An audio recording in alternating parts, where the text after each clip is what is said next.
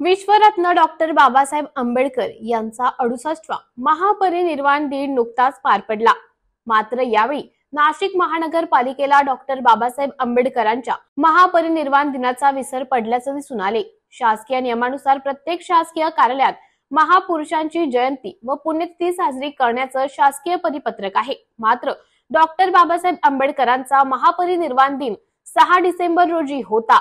नाशिक महानगरपालिकेला डॉक्टर बाबासाहेब आंबेडकरांच्या पुण्यतिथीचा विसर पडल्याचं दिसून आले।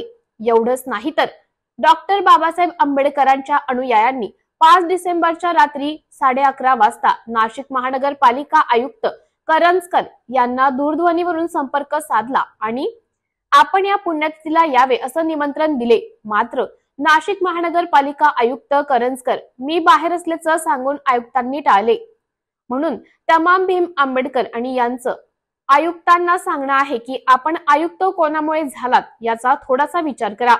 महापुरुषांची जयंती पुण्यतिथी साजरी करणे हे शासनाचे आणि शासकीय अधिकाऱ्यांचं कर्तव्य असून ते त्यांनी पार पाडले पाहिजे असं जनतेचं मत आहे।